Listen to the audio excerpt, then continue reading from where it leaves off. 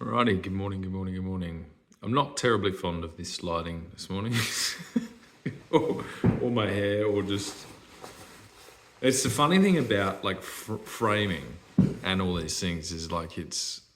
it can just be... Anyway. I'm gonna do an extremely long one today. I'm gonna do a marathon. And then the process of doing this is I will record this and then I'll shrink the size of it, and then I will more than likely upload that to YouTube and put it there. And then I will send that screenshot of YouTube to the relevant people, which this morning will probably be the premiere again. And I'm going to start off with a story. So this morning I woke up. This happens all the time. I am an extremely kind of strange person. I kind of always have been, but like as I get older and I'm an adult and just have freedom, especially if I'm by myself, I just am fucking weird. Like I will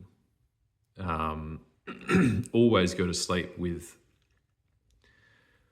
podcasts playing, and then they will play all night long, which is strange, I think. It's not strange to me. To me, it's just what I do, and I really like it, and it helps me go to sleep. And I really, really, really do think that I learn while I'm asleep.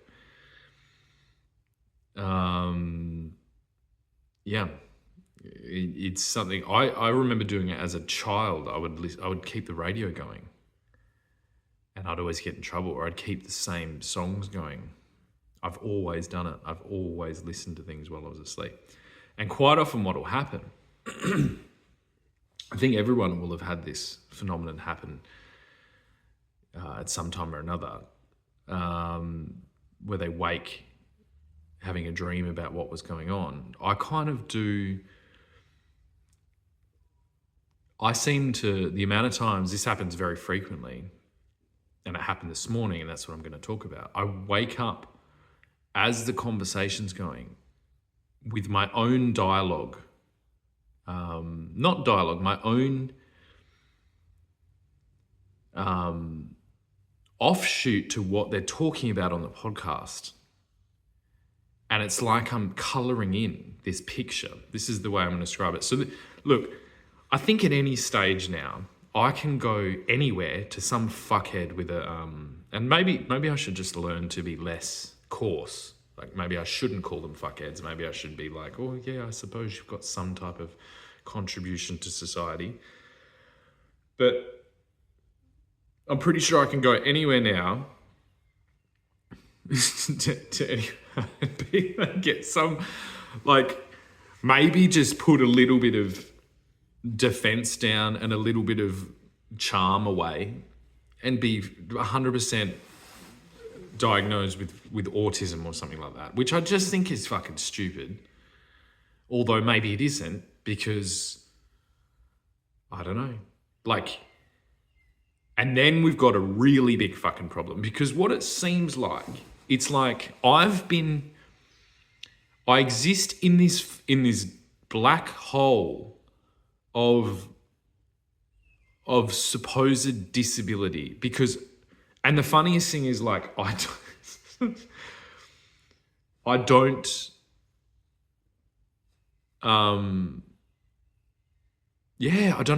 know what it is. I don't know whether it's because I don't consider it a disability, whether I'm too high functioning. And the answer to why I would be high functioning is quite easy. It's because I wasn't born in a nurturing environment.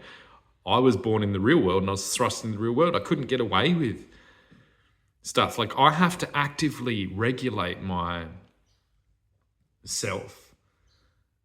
And I do have a default that's kind of this just like casual whatever, rather than delving into the depths that my brain could go to.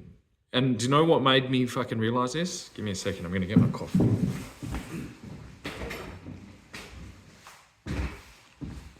I mean, even the fact that I'm doing this right now, I'm talking to this is like, I mean, actually there's probably tons of other things I'd rather be doing, but I honestly, I can't. And this is quite, like, as far as what I know of like autism or Asperger's or things like that, this is quite common. I can't fucking do anything until this problem's fixed. And the problem that I'm 5 minutes in, I'm going to speak for an hour this morning, so fucking hold on tight. But even this, like, this in itself is that. And so, like, quite literally, you were just, like, this is a fucking situation that's not going to go away. And it's kind of what I want to talk about. Like, it's gone on long enough now. This is not, it's not like you've got 1 million people doing this across the country.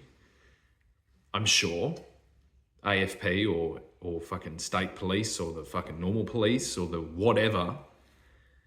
Like, I'm sure that this is quite anomalous now. And it's because you're dealing with someone who I cannot stop. Because it's like, and then you're treating me like a fucking criminal, which is crazy because I'm not doing anything fucking illegal.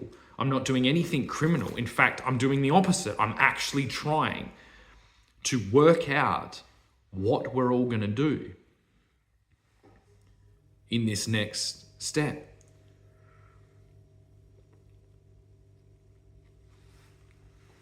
And that sounded a little bit too like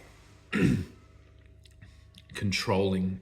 I don't mean I mean, there's a core problem that I'm discovering. I'm unearthing this like core thing because my brain does that. It's like a fucking supercomputer when it gets fucking cranked, and it's been threatened. It's had its complete life threatened, its well-being threatened, its family threatened, its everything threatened. And so it's on like full on. And as long as I had signed confirmation that there would be no pharmaceutical intervention, I'd happily fucking let yous fucking watch me, which the funniest thing is, like, you probably already are. So it's just fucking stupid. But yeah, basically I will not stop. And I'm not fucking, like, it honestly, it will go. It's like, if this isn't thing, you are just pushing me into destructive behavior. 100%. I read a thing this morning that said you were doing it to a fucking 13-year-old autistic kid that was obsessed with Islam, and you've like, or whatever, and you pushed him in. You don't understand what you're doing. Like, you don't. And, you know, maybe some of those people can't tell you, but I can fucking tell you straight out. If this gets ignored, right, this supercomputer that's trying to fucking like actively just tell you what to do, I'll just check out, I'll drift off, and then I will fucking still get the job done in another way. And that's not a threat. It's me showing you what this does. And the thing is, it's like the people you need to worry about, they'll never fucking tell you. Like, my computing power, if it, think about, I'm trying to do this.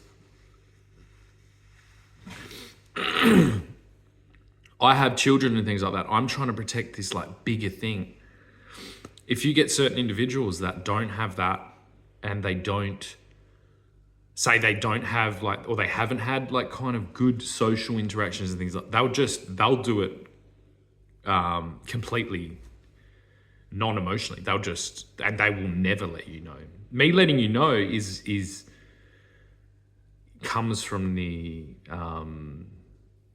kind of, I kind of want to say normal, but yeah, the normal human, like, I like people, I like fucking around, I like joking around, I like the disorder that we're in. I kind of thrive in disorder. But yes, but they will never tell you, ever. They will never ever do this. They will just secretly plan to fucking tear the whole thing down. And that will 100% happen. So So again, that's something I can help with, but am not able to. And the podcast this morning, and I'm a little bit muddled this morning because I'll just add, I'm going off nicotine. So I ran out of gum, haven't got any money. So I'll commit now to going off nicotine. The strong physical thing of smoking or vaping is quite strong, in just anecdotally, from this occasion and from other occasions. Like it's a big part of it. There's something about, I think, the smoke, there's that people have described it before as like that choking feeling, that kind of anaphylactic. Something about that is makes up a big part of the addictiveness of those products. Because the chewy doesn't do it. It's a way different relationship. I can feel the base nicotine. I'm very familiar with that. And that's how I've quit before, is actually realizing that that's the main interaction. But that smoking thing and the vaping instinct, makes up quite a big part of it. Just for anyone researching that.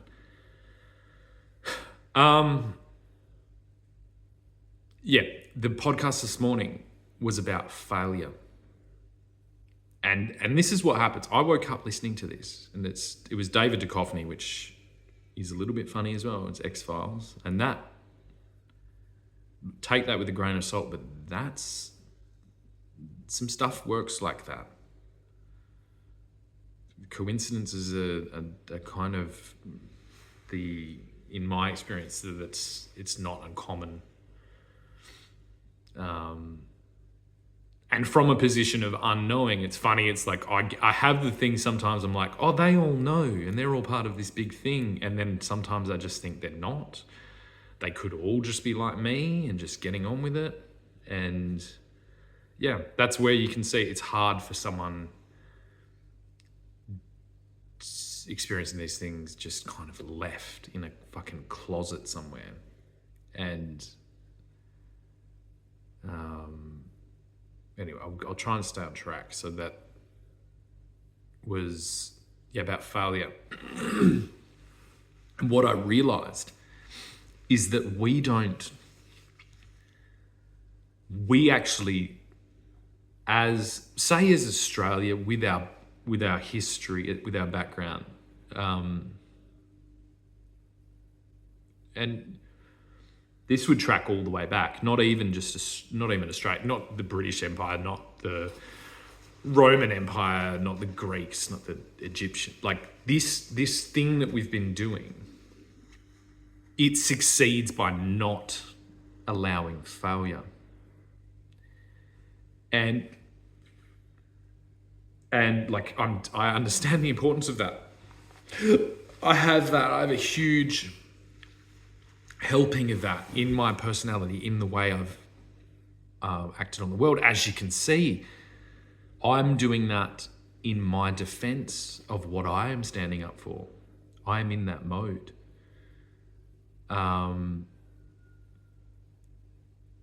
And the problem is that we're hitting a point where we actually need to work out strategies on how to fail huge portions of what we think is just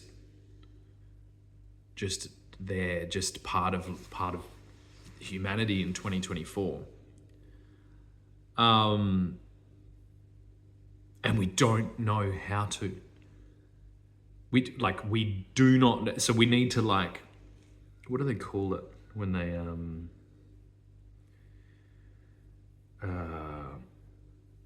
like retire a ship? They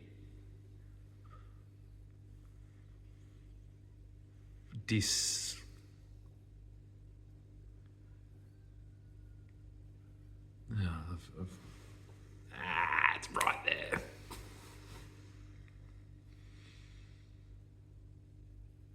I think that's, I can feel the nicotine not there. So you can see that nicotine's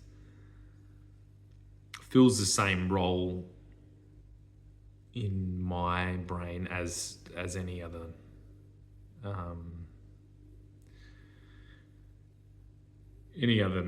stimulant medication.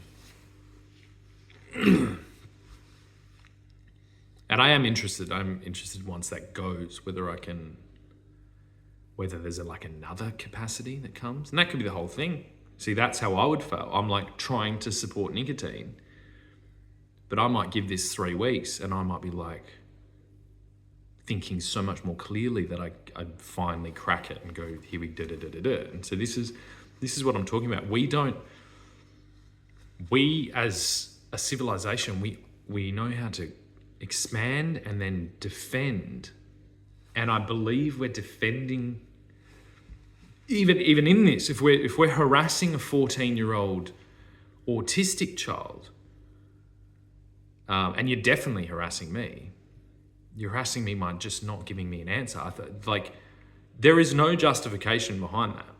To allow me to just sit in a fucking room and daily talk to this system, knowing that there'd be all kinds of you know what I mean? You're probably sitting there, it's probably it's either not known, which is unacceptable, or it's like an inside joke, also unacceptable.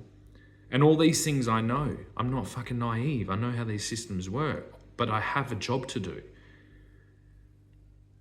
And so part of the broad array of strategies I've attempted in order to make this is I'm trying to crack a fucking shell of self-preservation and defense that doesn't make sense, because we actively have to do this. If this, and I what I'm mapping, obviously in my sleep, in my listening to quite intense podcasts and people talking about these phenomena all across the world in different ways, I'm trying to find my vector to pass this message through, to get it landed, and to transition from rogue fucking whatever I am, rogue informant, volunteer informant. And the funny is, it's who am I? I'm informing on my own country about my own country's missteps in a technological transition that most people haven't even fucking realized is there yet. And that's just strange. And it's of course, how do you do that? And just that, I think, basically to explain to you that it's getting difficult. That's getting difficult. And if something happens to me and then this becomes clear, it's going to jump out that everyone's going to 100% know what I was doing, and then you haven't responded to it. You're just starting off on the worst foot. And it won't just be me. Most people that will have a lot to give to our systems right now will not be, in their words, high functional like I am. They'll be, they'll be off in some fucking thing. And I went to the museum yesterday in Perth, and I noticed that you've got a bunch of neurodivergent people working there at a museum, and I was like, that's cool. Wonder how else you could use neurodivergent people in your system.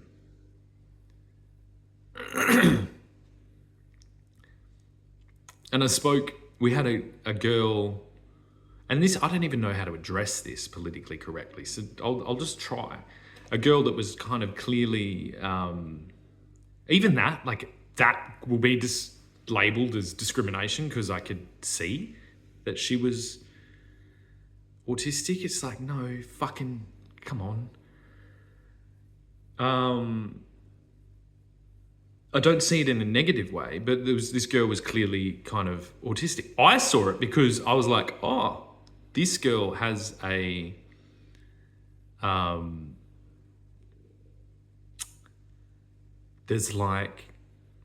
there's a deep knowledge within her about, and she was telling us about the architecture and the things like that.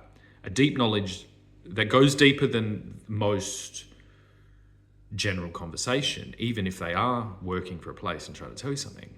And there's like an excitement to do with explaining that, and there's just such a beauty within it. And that's so it's like, yes, I can see it, but I'm seeing it as a beautiful part of humanity. And I just think we're like, we don't, we haven't fully mapped that out. And also within it, I 100% went, I even told my kids, I was like, because my son picked it up and he said something, and I'm trying to figure it out. And I'm like, that's what I'm doing. That's exactly what I'm doing. And I can this is where I'm at. I'm almost like, oh, should I just drop my level of communication? Should I just drop it back down? Because and just like slightly just taper that back down. It wouldn't take much. It's like I can, because I'm a performer and an actor and a communicator, it's like I can tell where that is. I know exactly where that line is to drop down, to sacrifice the human experience of charisma and communication and connection to go more into just fact, and that's the line. It's like, so you're limiting this whole conversation out of an even higher level of discrimination than I am participating in. And this quite literally is going on. You go, it's almost like, this is going to get a bit heavy here. This is going to, and a bit accusatory, because it's like, you're like displaying discrimination in the hopes of attaining virtuosity by displaying. So you're literally sorting out, you're like, come to me, children, who's the most obviously neurodivergent? And then we will display them where everyone can see at the museum to show how exactly we are so caring. And you, sir, you are not obviously neurodivergent enough. You will go to jail. That's what's happening. And so, and also what's happening is like, because of this, there is safe harbor, there is protection in that. You're just amplifying people's things. It's like, I'm in a position right now where I'm like, right, do I fucking dip into that brain damage and into that neurodivergence and into that trauma and into that stuff and start just manifesting it more and then just to find safe harbor within a government welfare protection system? Because I could work at the fucking museum. I think there's other places I could work that are far more kind of thing than the museum. And this is the place. It's like, this is what's you. So those people aren't there. It's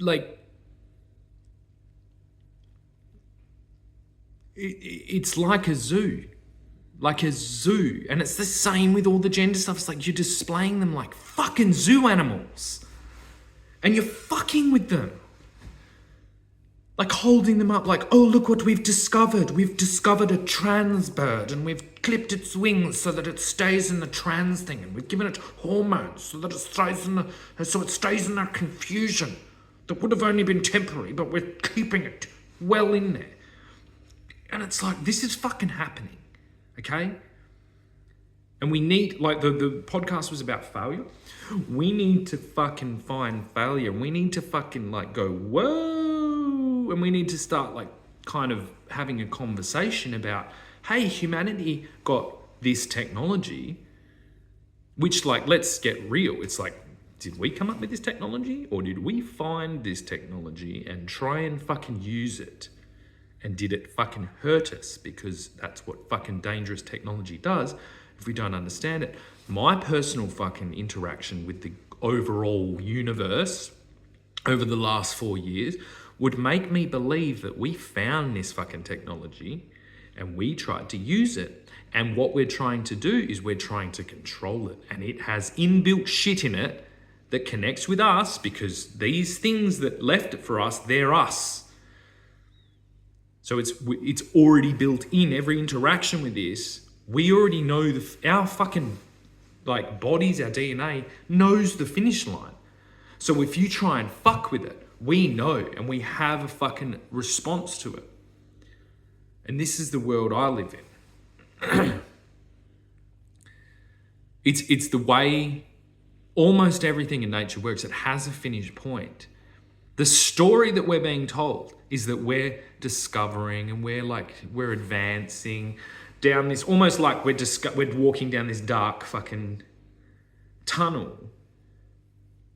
You know what I mean? And just like feeling our way out. I've actually done a lot of exercises like that to gain confidence in doing what I'm doing. But it's like, who put the fucking road there? Who put the tunnel there? We did. And that paradigm shift is everything. It's everything. And there's people that talk about it, but they haven't gone through the full philosophy, the full kind of unwrapping of what that actually means.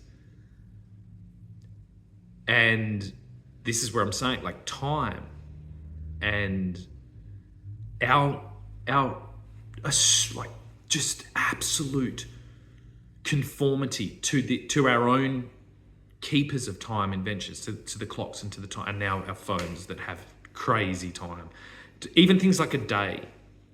The structure of a day is so limiting. My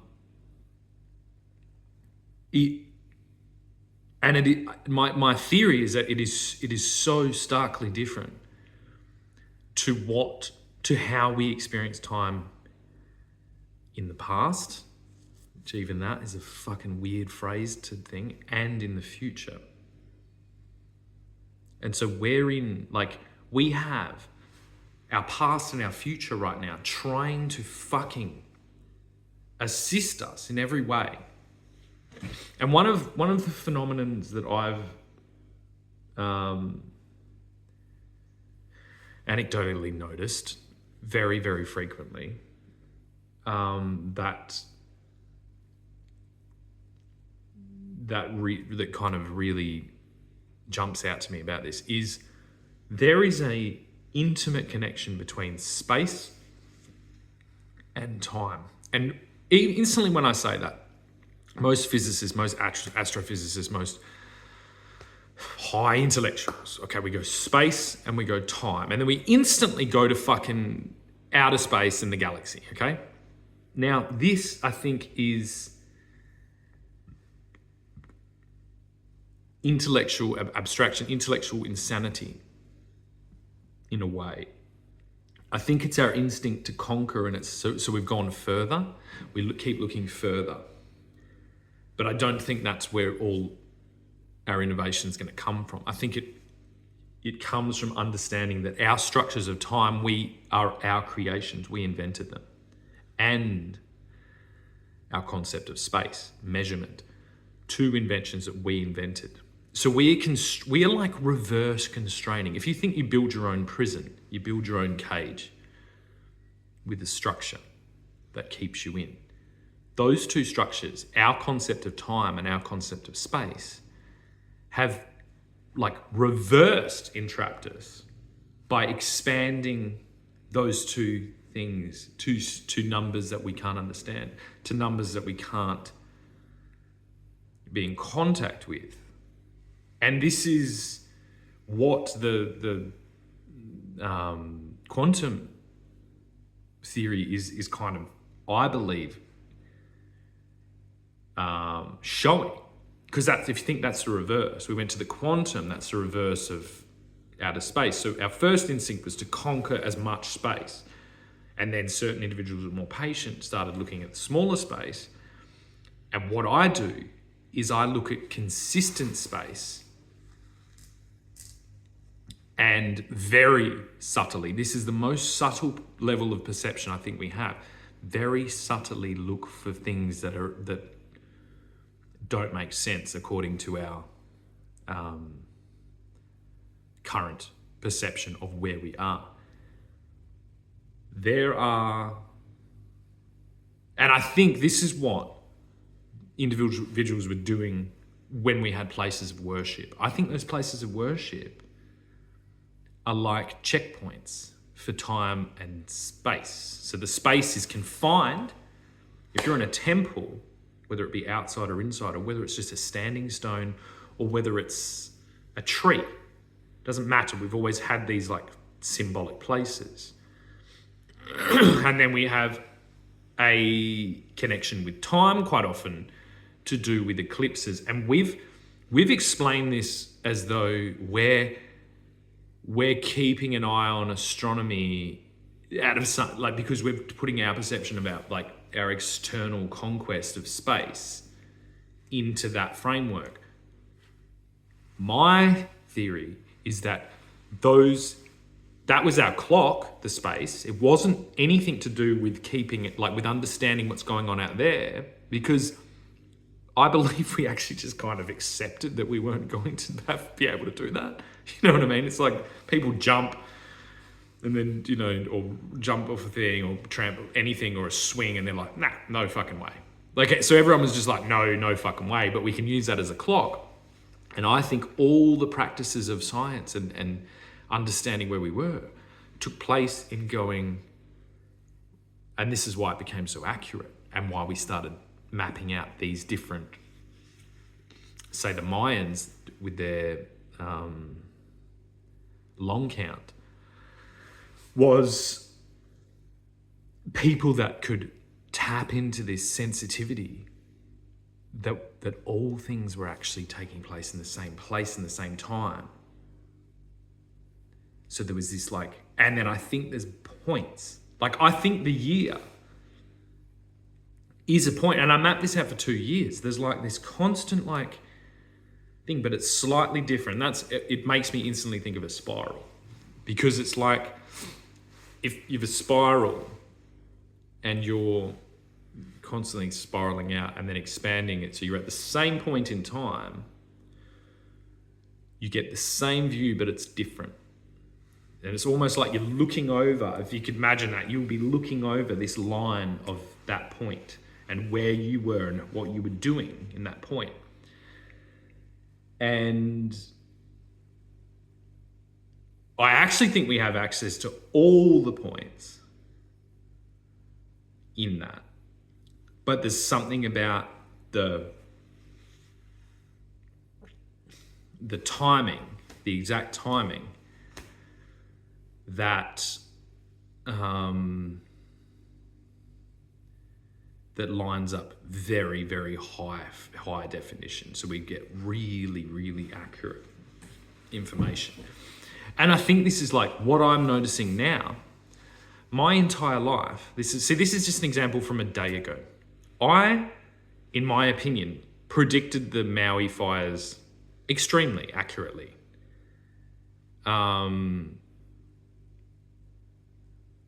It might not seem that way if I explained it to someone else, but it was, and also I didn't predict it in a way that I could have warned anyone or I would have ever known. That's not how it worked. But it confirmed that I am in frequency with something I don't understand, and that is constantly happening. So I think this thing of like prediction and premonition, people have this thing of like, why don't you just get the lotto tickets? It's not how it works. It's not that type of effect. It's more like water divining.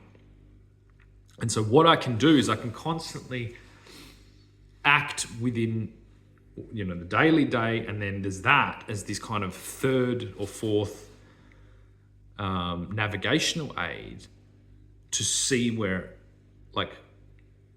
if I'm aligning correctly with something else, and those happen very regularly. And I think this is what I was going to say is I looked everywhere yesterday. I couldn't see one thing, not one thing that said it's been a year since the Maui fires. That in my lifetime is already anomalous. We're out somewhere where we're not meant to be. If we don't, that was a global event, huge thing, hugely disruptive to the world, real focal point, should have been recognized as a year had passed. This is part of humanity. And I believe the reason for it is because I'm sure in Maui, yes, I'm sure there was something there. But basically what I'm saying, if we don't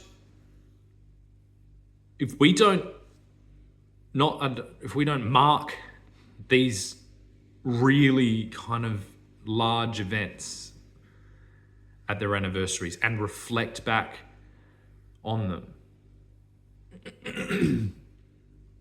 we run the risk of falling into perpetual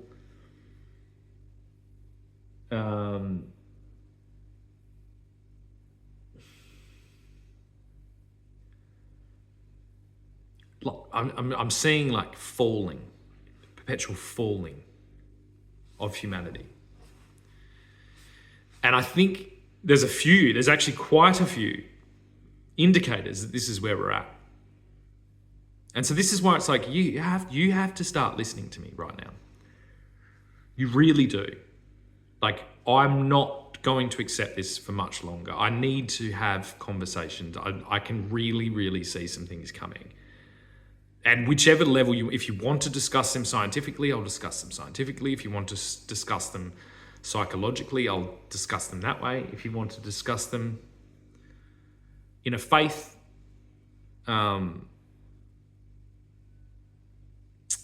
based mechanism, I'll discuss it that way, because that's my job. My job is to be across all levels that humans will go to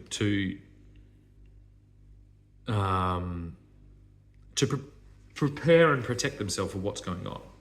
So the other couple of indicators about this falling phenomenon, the President of the United States was shot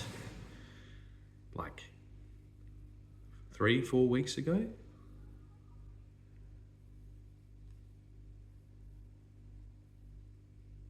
We've been talking about the last time that happened for 50 years.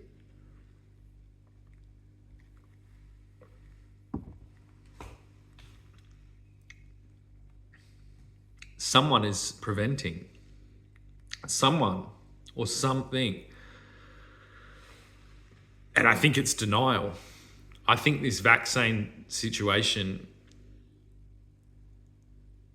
is so dangerous to our psyches because it's a lose-lose for everyone, including me. Because if this was handled wrong, which it was, look, it was handled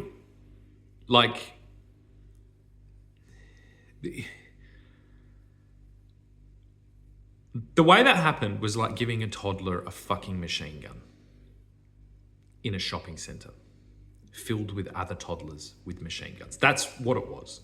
I'm sorry that's what it was. I'm sorry that humanity fucking just exposed itself as being that susceptible to stupidity and coercion, but that's what happened. Now, the problem is that in itself is so dangerous, let alone once that is made, that huge portions of individuals potentially have something in their body that they don't understand that could kill them. So everything in a lot of regions of our self-preservation would be defending against this at all cost, denial, just all the things. And in the process of doing that, we would just be kind of just like trying to just like, hey, let's just keep going. We just keep going, keep doing the thing. But that effect of keep going and keep pushing on is what led to the vaccine stupidity. So we're stuck in this fucking thing, and it's like the indicators are that we're not currently in time. We're just pushing. We're just pushing, plowing down fences. We're like a fucking bunch of drunk 17-year-olds that have stolen our dad's car and we're driving through a paddock while fucking drinking. And don't ask me where that vivid image came from, but this is what's happening. There's so many indicators going on to this effect that we're out of control. And we need to globally reflect on what has happened. And it hasn't happened. It's every other period in time this has happened in my history. We have montages, we have these really emotive like creations by people, and we kind of sit and we reflect about this. We haven't done it because we don't know what the story is. And the problem, I think, is the story is only emerging as one story, that we kind of started off okay, a little bit of stress, a little bit of panic, and then something happened in the development of the vaccine and the protection of that was really bad. And then that's that door. And I think those individuals now, perhaps if they were looking at me, if you're one of those individuals and you're still kind of like, because quite likely you wouldn't have got this far, and this is where who am I actually talking to? Am I talking to AI that's then going to get the message? I don't know. But if you get to this point, understand where I am. The step you have to make to accept that maybe happened and that you're maybe part of this. I'm already well there. And I was put there by all of you with a huge force onto me. Not like you all get to do, yes, it's a difficult step. Yes, it's going to bring a lot of conflict to your internal security system and all these things, but you're doing it as a big group and all together. And you're like, 1, 2, 3, ready? Oops, we fucked up. We failed. And this is where the podcast landed. Failure. How to fail. How to fail. And to branch from that again, so it's like this, you hear a lot of the conflict, they are like, I failed. My business failed. And there's like I failed in keeping my family as a solid communicative unit and navigating through this carefully. But there's yes, I failed, but I failed from a self-sacrificing position. My business didn't fail. I sacrificed my business to make this point, to do this thing. I failed in protecting my reputation. I failed in lots and lots of things, but the thing I can tell you is they were all sacrifices to be able to make this argument. And you might sit there and go, well, you'd be a lot better off making that argument if you didn't fail those other things. And then I would answer, well, failure is going to become as necessary in this next period of humanity as breathing. Because we need to very cleverly and creatively and effectively learn to fail, to retire huge portions of what have been really highly incorporated parts of humanity. Because we have a lot of, they call them like zombie companies. That's when a company's kind of running, but it shouldn't be running because it's out of finance. We have a lot of concepts that are absolutely failed experiments. Like a lot of our agriculture is a failed experiment that's on life support, and it's been on life support for the last 40 years. And that life support has allowed it to bring more destruction and also to prevent innovation. And this is happening everywhere. This is where we've got a bunch of neurodivergent people working at the museum. And that's like a finished story. They're like the politicians will stand around that and be like, look at this. Look how we did this. But it's the wrong way to do it. Like, you're like, oh, what do we do with these people? Well, we'll just pay them to do this, and then we look good. And my argument would be like,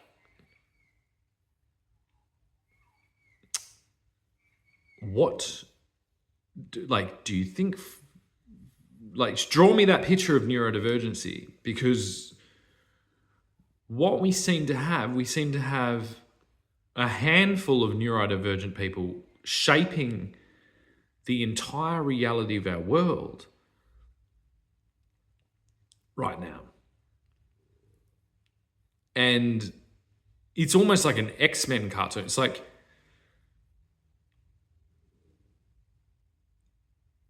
they're not all going to be good. They're not all like if you have neurodivergent people creating these systems and these fucking things and this chaos, and this is where it's like, it's so weird now. Like if Elon Musk is class neurodivergent, he just happens to be a billionaire, and I like Elon, okay, but I don't worship Elon.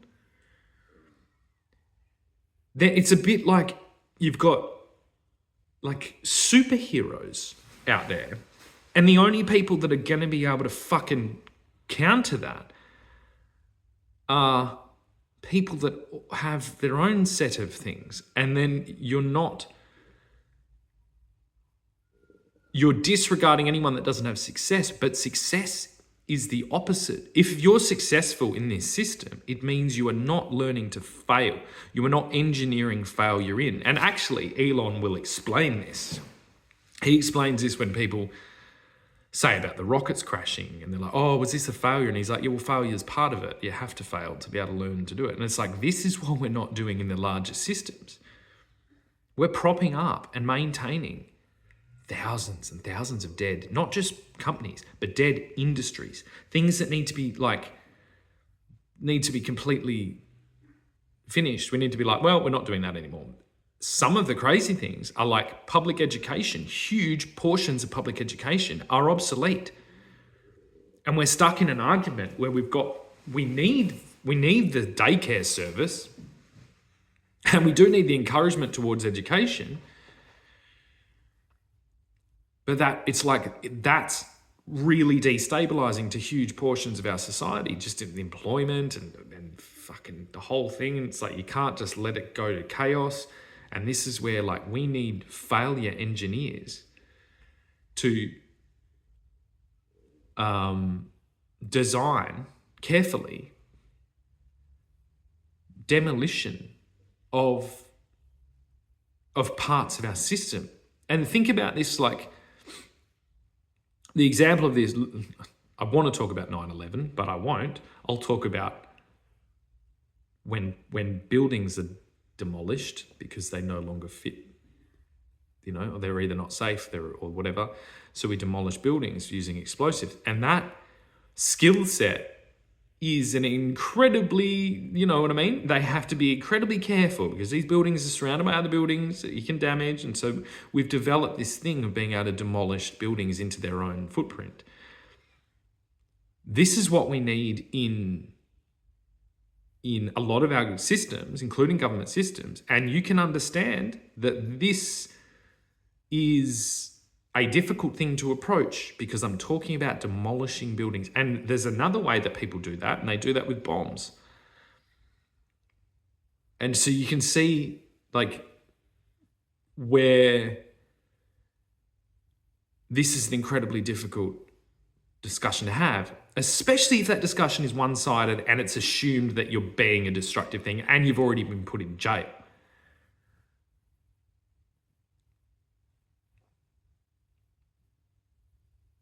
And it's like, even within that, what point? How much work does it require for a private civilian to approach topics like this that they've researched for like 2 decades, that they're incredibly aware of? And the answer is, well, I don't know yet. And then the answer seems to be, well, it depends on what level of success they have. And then my answer to that would be, success at the level that would mean, that you would listen is almost impossible. Because this system, this outdated system, is being defended as though it was a fucking castle.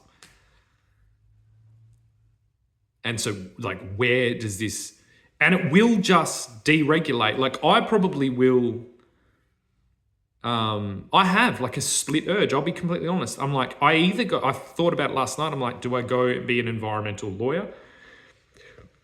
Figure out how to take these companies out or these systems out legally? That seems like a big fucking commitment of time to then participate in a system of its own that's just all about fluff.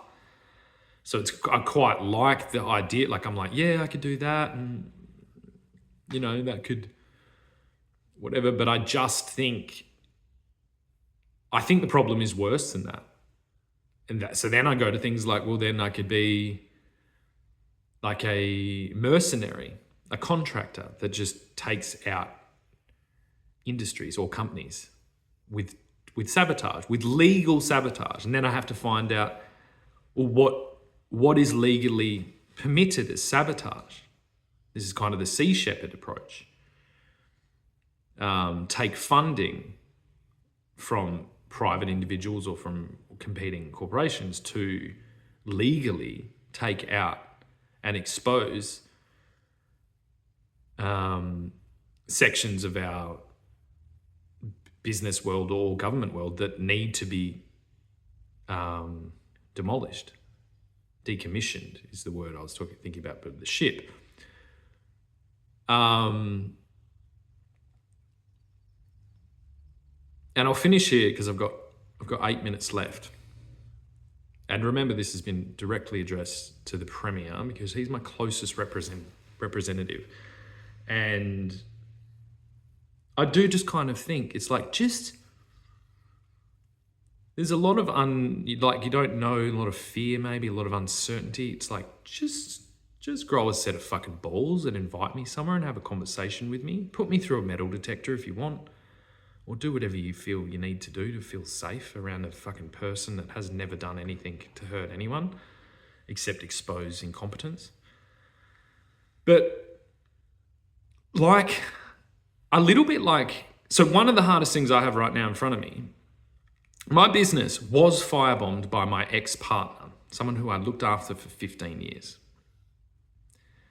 Because her and her husband, and especially her husband, couldn't deal with the fact that I was doing something. If it was a house or a property or something that fitted into their like understanding, it never would have happened. It happened because of jealousy, because of envy, because of like all kinds of those fucking gross things that you can't build societies on, and it shows why. And it was also firebombed in some type of, what I would say, following orders duty type behavior that was initiated by the government. And considering that my ex-partner was an immigrant, she wasn't a citizen when we were divorced, this gets even weirder. And you can see why this is a national security issue. We cannot have first generation immigrants coming here and have carte blanche to fucking sabotage and terrorize business owners using newly emergent vectors of attack that are being celebrated by the government. It's like you're doing that out of self-preservation for your government, but you're inviting in depths of terrorism that will not be picked up. I was literally making a fucking documentary about it while it happened, and it happened. This has already all happened. And so what we need, right? So one of the hardest things is I've got this weird, complicated business structure now, which is like all tied into like a trust, and there's like an inheritance, there's all this shit. Like there's all these laws to sort this out, but I don't even know where to start. And I'm pretty knowing this, but I'm just like, what do I do? The fuck do I do here? Because none of it wasn't like I just fucked up. I was like, it's very complicated. I can actually I can completely fucking jig everything to not go bankrupt, but it's like, why would I do that when I've just been attacked? So you can see what's going on here. Very complicated. It's a little bit like the guns. You've just done a gun buyback. Like, we need some type of decommission system to decommission industry that doesn't fit. And I don't know what that looks like, but I would like to start having the conversation with someone who isn't myself in a fucking room by myself. And I have valid things to bring to this conversation. And if it isn't brought to me, it's kind of exposing the out of control nature of this government if it's not willing to start participating in those conversations. No one will, if you've inherited a fucking multi-million-dollar company, right? By the time this happens, you will have no fucking idea. And the same factors all will happen exactly the same.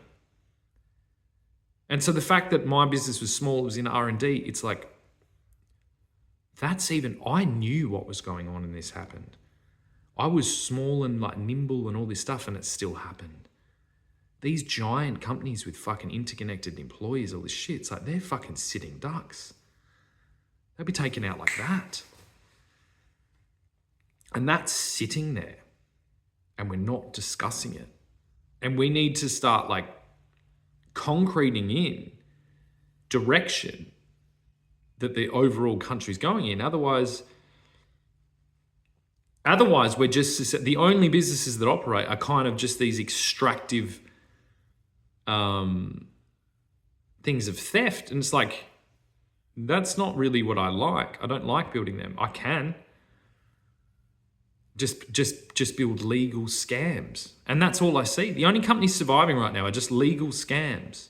They're just kind of like gambling and bookies and TAB and porn and drugs and cigarettes and vapes and they're the only things you can do, because it's just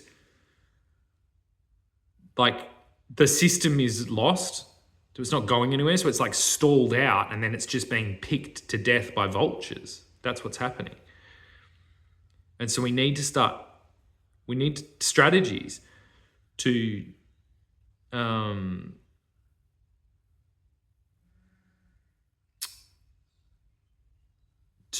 transition companies and industries into something to fail. And that's the government as well. The government needs to stop protecting itself, and it needs to fail. And I think I can give it the script to follow that won't bring it into disrepute, that won't bring it into failure or too much negative. Everybody failed. And that could have looked like the what was it, the French flu? Was that what it was? Fuck, that annoys me. What was the one where everyone died? That could have looked like that, but now it looks like this different thing. So it's we've got a lot of people still alive, but there's a lot of failure because we were attacked and it tested our systems. And that is good because our systems were flawed. And we need to learn how to engineer that demolition without creating collateral damage all over the place to our systems and to our businesses, to our education systems. And that's what I am doing. It's what I'm hoping to do. So if you got this far, thank you for listening. It's a long one, and I look forward to hearing from an actual human at some point.